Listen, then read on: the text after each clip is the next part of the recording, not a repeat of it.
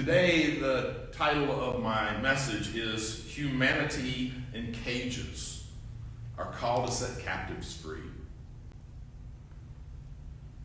We hold these truths to be self-evident, that all people are created equal. Give me your tired, your poor, your huddled masses yearning to breathe free, the wretched refuse of your teeming shores. Send them, the homeless, tempest-tossed, to me. I lift my lamp beside the golden door. These are the ideals upon which our nation was founded. Now, I say ideals because we have rarely, if ever, actually lived up to them. But they are worthy goals. They are lofty ideals for which we should strive continually. As a nation, we have ebbed and flowed towards this objective, this mission, this lofty dream. But over the past several years, I must admit, I have seen less and less devotion to this goal. I've been surprised by the number of folks who seem insulted by the mere suggestion that equality for all, including immigrants and refugees, is essential for the well-being of our nation and its people. And as I visited El Paso this past week, what I found, what I observed, what I heard, made me realize that it's much worse than that. That the harsh reality is we haven't just fallen short of living into these self-evident truths that all people are created equal. We, in many ways, have fully abandoned it. As a matter of fact, I am here to tell you that there are places in the United States where parts of our Constitution hold no ground. They simply do not matter. It's an area known as the 100-mile zone. And legally, it's known as the extended border, which was established by Title VIII of the Federal Code of Regulations. And as the ACLU is quick to point out, while the Fourth Amendment to the U.S. Constitution protects Americans from random and arbitrary stops and searches, these basic constitutional principles do not apply fully at our borders. For example, at border areas, federal authorities do not need a warrant or even suspicion of wrongdoing to justify conducting what courts have called a routine search, such as searching luggage or a vehicle, which includes buses and trains and planes. And keep in mind, the border includes the extended border, so 100 miles in. Now, this law allows border patrols to set up internal checkpoints throughout the 100-mile zone, and they're completely, these checkpoints are completely inside the U.S., both sides of them. And as you begin to approach them, you realize that they are highly militarized zones with ridiculous amounts of surveillance equipment. And remember, this is all inside the U.S.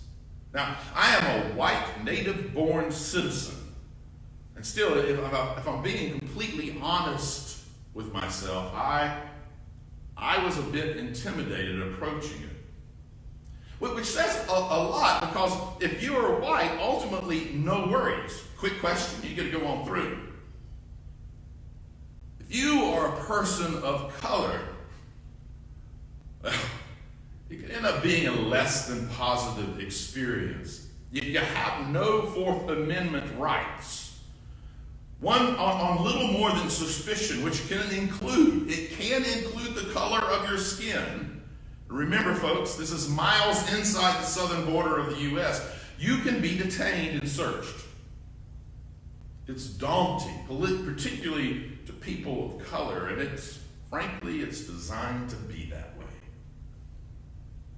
On our trip through the checkpoint, we were allowed through after only a verbal confirmation that we were Americans, as they asked us, which I found odd since folks from Mexico and Central America live in the Americas. But we were predominantly white, so it didn't really matter. Among other things, these checkpoints are designed to sort of trap immigrants in confined areas, limiting their mobility and frequently separating them from their families and work opportunities.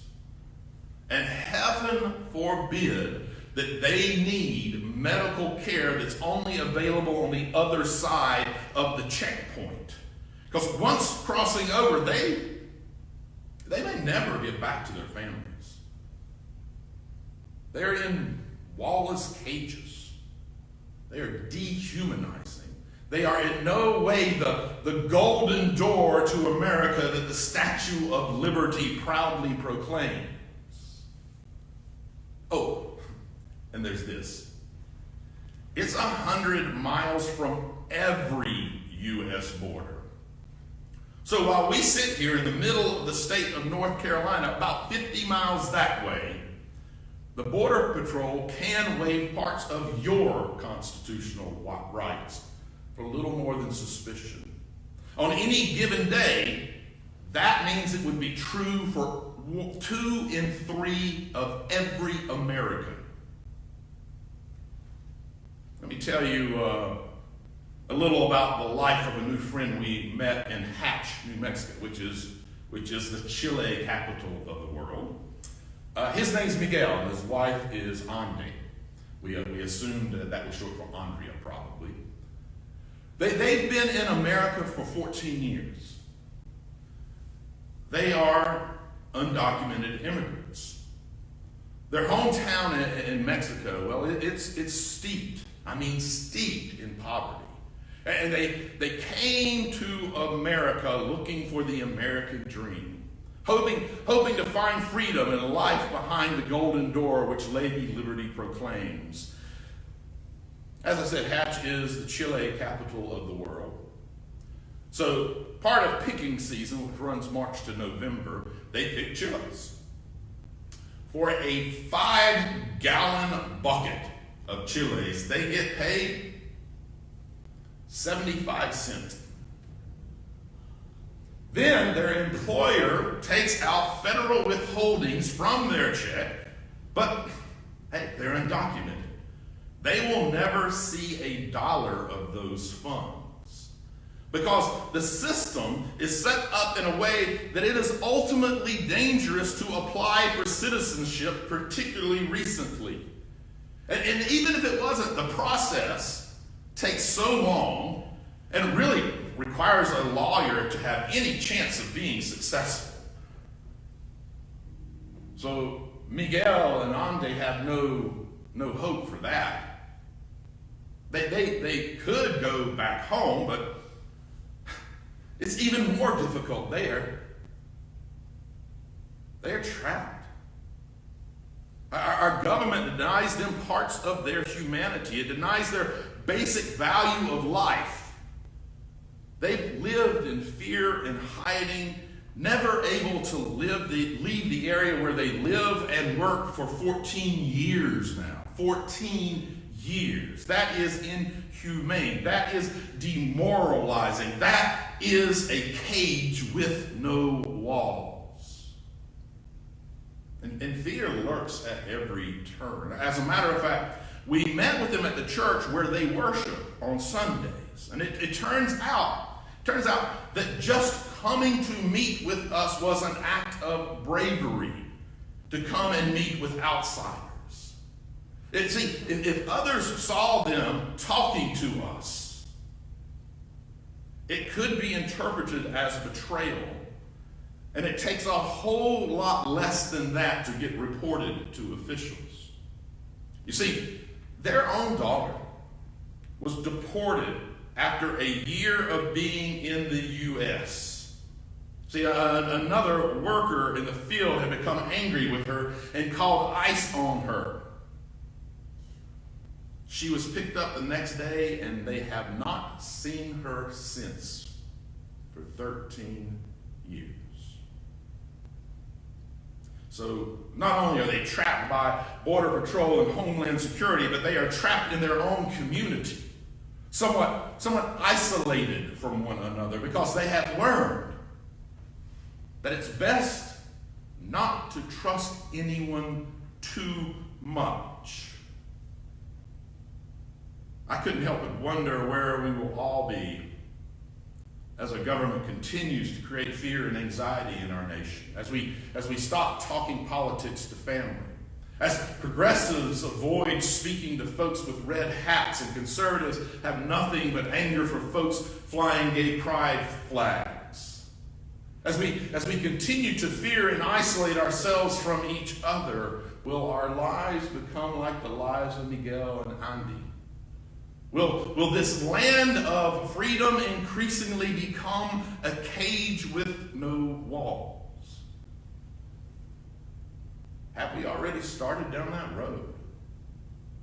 Sure, we still have a reasonably good life. For most of us, we do feel like the doors of the U.S. are golden in the opportunities that they offer us. But as Miguel reminded us, as he quoted a well-known Mexican tune, cage of gold is still a cage. So how did we get here?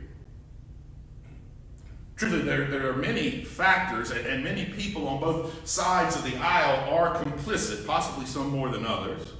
But I have to say, the racially based anti-immigrant mass shooting that happened last month in the El Paso Walmart has some lessons to teach us. You see, the shooter wrote a manifest of sorts, and in it he repeated many of the things that our own president has said about people of color, particularly those from other nations. Things that equate humans to animals, or even worse. He labeled the majority of them rapists and criminals. There is a 1-to-1 correlation between the shooter's actions and the president's words, as well as the words of other national and state leaders. I'll tell you, as I stood at that public memorial of those who were killed, a memorial that stretched for nearly a city block, I was struck not only with deep sadness and a profound feeling of senselessness, but I did find pockets of hope in spiritual messages of love and positive affirmation. And it was there in that moment, within the first hours of arriving at El Paso, as I stood at that memorial and I tried to comprehend the fullness of the tragedy, and I do mean try, because to this minute I don't think I've been able to fully do so. As I stood at that memorial and thought about how the words of our supposed leaders guided us to this point of national tragedy, I recognize that many of the people who have created the horrors with their racist, hate-filled, anti-immigrant rhetoric claim to be Christian. I must remind them, despite what the pictures in their church hallways and children's Bibles tells them, Jesus was a person of color. Jesus was a person of color, and I must remind them that Christians are an immigrant people. Our spiritual ancestral DNA is rooted in stories of people on the move. Adam and Eve had to leave the Garden of Eden. Abraham and Sarah were told to part from their ancestral home and head that way. Moses sojourned as he set his people free from the heavy hand of a ruthless leader. King David was basically forced into immigration by his own brothers, and Jesus began his life on the run from a self-serving and overbearing dictator. I must remind them that our scripture reminds us to love all immigrants, treating them as equals, for our spiritual ancestors were immigrants too. That is the Christian response to immigration. And I'm not saying we should base our laws on Christian precepts. Not at all. If you read them closely enough, those very precepts suggest that we certainly shouldn't do that. I'm just saying that if a politician decides to utilize Christianity for their own good, they need to be called out when they forget or misconstrue what Christianity is all about. If they wish to claim to be Christian, but rather than increasing the core Christian concept of love, they spread hate and racism, they must be called out. If they wish to put children in cages and build up militarized, fear-induced cages with no walls to trap and ensnare our fellow human beings as if they were animals, they need to be called out. See, we are people called to love one another. A people called to proclaim good news to the poor. A people called to set prisoners free. But far too many politicians who purport to be naming and claiming the name of Jesus not only spread fear rather than love, they have begun to normalize it. Could not have been more clear to me as I stood at the memorial for the innocent lives that were gunned down in the name of racism and in the name of hate. There is nothing normal about it. Our first full day in El Paso, we took a trip to the border wall. And walking up to those metal slats, it felt like walking up to an oversized jail, the world's largest cage. And as I stood there watching kids playing in the yard on the other side, like most of us probably did growing up, I felt crushed and deeply sad. There was no humanity in it. It was deplorable. And here's the thing. It's not a red-blue issue. Both sides constantly vote to finance and upkeep it and even improve it. It's disgusting. Not only that, it doesn't actually work. For folks who are escaping near certain death in unlivable conditions, finding a way through, around, over, or under the wall is just not that difficult. So let's be clear, it's not actually an instrument of division because, as I said, it just doesn't work. It is, however, a symbol of division. A symbol meant to tell some people that they are less than, that they are not deserving of a better life. The core teaching of most world's religion, and humanism as well, is compassion. It speaks to our humanity and to the connectedness of all life. And that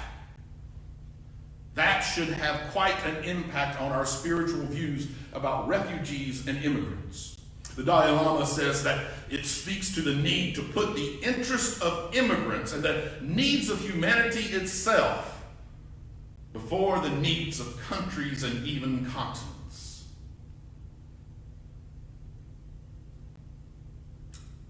There seems to be a shifting of the symbol of our nation from the uniting image of the Statue of Liberty to the racist, hate-filled, divisive symbol of a wall that divides humanity from each other and denies the humanity of suffering people. Which nation will we choose to be? Which nation will we put our energy and hard work and our votes behind? Spiritually, we must remind ourselves that we are called to set the captives free and to get to work on dismantling of these dehumanizing, demoralizing, deplorable cages. Give me your tired, your poor, your huddled masses, yearning to breathe free. The wretched refuse of your teeming shores, send them. The homeless tempest torn to me. I lift my light beside the golden door. We hold these truths to be self-evident. That all people are created